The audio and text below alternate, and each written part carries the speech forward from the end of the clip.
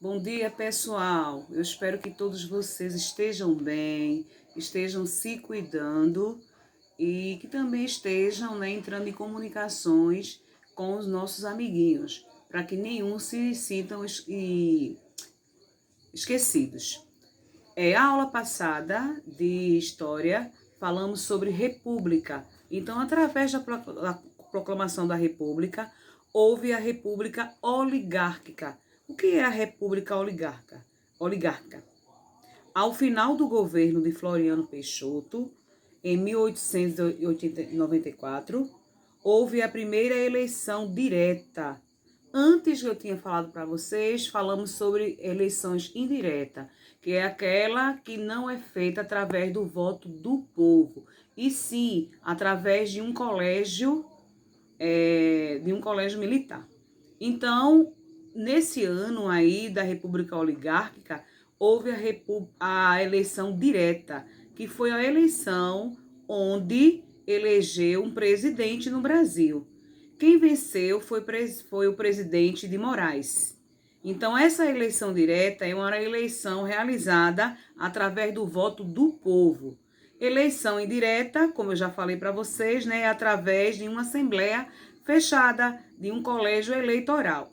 Então, nesse período, havia a disputa de dois estados mais ricos, que esses estados são o estado do Brasil. Eram eles São Paulo e Minas Gerais. Devido à união desses dois estados, esse período entrou para a história com um apelido de política do café com leite. Por que a política do café com leite? O estado de São Paulo, por ser produtor de café, e o estado de Minas Gerais, por ser produtor de leite. Então, eles se uniram, teve uma coligação. Então, por isso que existiu a chamada do café com leite.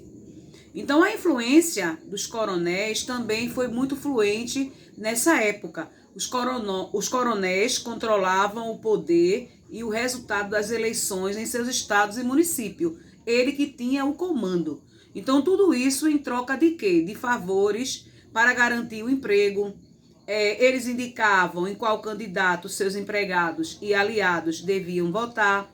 Então, esse voto, gente, ficou conhecido como voto de cabresto, que hoje, se a gente puder observar, existe de uma certa forma, onde as pessoas ainda insistem em vender os seus votos por um saco de cimento, por um milheiro de tijolo e por outras coisas, por garantia de um emprego. Então, naquela época, se chamava voto de cabresto, onde as pessoas eram obrigadas a votar e que os coronéis, eles insistiam, indicavam para votar. E naquela época não se existia a questão de urnas. Hoje a gente trabalhamos com urnas eletrônicas. Antes era uma urna que trabalhava com cédulas. E até mesmo aquelas cédulas com o nome do candidato que a pessoa ia votar, marcava um X, e mesmo assim ainda havia fraudes daquelas urnas serem saqueadas. Então esse voto comprado, ele ocorria roubos das urnas para substituição de cédulas. Houve também a atividade econômica. Então, durante a República Oligárquica, o Brasil continuou a ser um país exportador de produtos agrícolas, e o que vigorou também foi ainda o café, que continuou sendo o auge ainda da produção. As plantações de café se espalharam em vários estados, mas foi em São Paulo que as lavouras cafeeiras teve sucessos, prosperaram. Foi na cidade de São Paulo. Houve também, dentro de toda essa república, a extração do látex. O látex, ele conquistou o segundo lugar nas exportações brasileiras. Esse material, ele era vendido para países como a Inglaterra e os Estados Unidos, onde era utilizado em indústrias, para a fabricação de pneus, elásticos e solas de sapato. O desenvolvimento das cidades também existiu. Então, com o desenvolvimento econômico do período, veio também a modernização, onde algumas cidades passaram a se modernizar, prosperaram devido também à riqueza, pela borracha, que é o látex, e muitas cidades do Sudeste receberam luz elétrica, telefone e telégrafo. Então foram aos poucos se modernizando.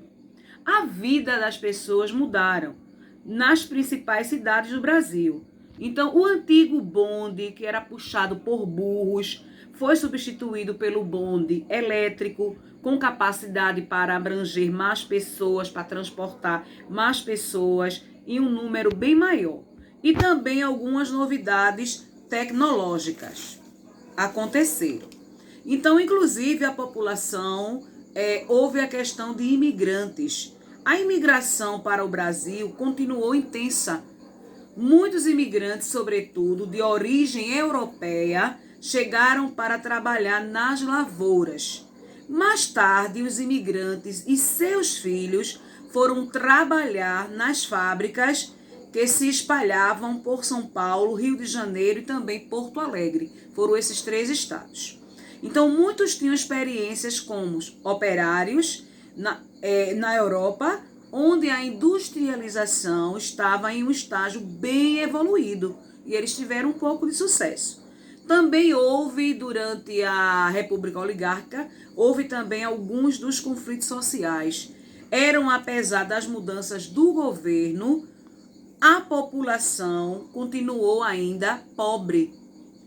Uma pobreza brasileira permaneceu da mesma maneira, entenderam? Então, houve também conflitos na área rural, na área do campo, vários conflitos. Houve também conflitos na área urbana, na área da cidade. Então, também ocorreu algumas das revoltas. Então, vou falar um pouquinho para vocês sobre a revolta da vacina, que aconteceu no estado do Rio de Janeiro, que os problemas de saneamento básico, a questão da infraestrutura, aumentou, através de grandes evoluções de cortiços. As doenças, elas se espalharam mais e foi bem rápido, abrangindo muitas pessoas. Então, o médico Oswaldo Cruz, hoje também, a gente aqui temos na nossa cidade um hospital onde trata de diversos problemas com o nome de Oswaldo Cruz. Mas então, o médico Oswaldo Cruz, ele comprovou uma lei que tornava obrigatória a vacinação contra a varíola. Então, houve uma revolta, sim, mas mesmo através dessa revolta, a vacinação continuou a existir. Então, também houve outra revolta, que foi a revolta da Chibata, envolveu marinheiros. Então, os marinheiros, eles estavam descontentes e eles se revoltaram. O que aconteceu? Eles estavam revoltados com a má alimentação, com os castigos físicos provocados pela Marinha. Então, essa rebelião se deu em 22 de novembro de 1910. Então, quando Marcelino, um dos marinheiros, Marcelino Rodrigues, ele levou 250 chibatadas e chegou a desmaiar. Gente, imagina qual escravidão não será essa em um corpo de um ser humano, onde o mesmo levou 250 chibatadas. Então, houve a revolta ali dos marujos.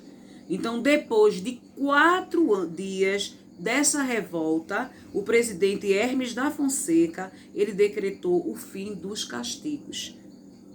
Então, aqui é um pouco da nossa aula sobre a República Oligárquica, onde gradualmente a gente vai estar olhando, acompanhando nossos livros com todos os tópicos, onde Tia também vai estar interagindo com vocês, certo? Para supostas dúvidas, a gente conversar um pouco sobre o conteúdo e também onde iremos realizar os nossos exercícios.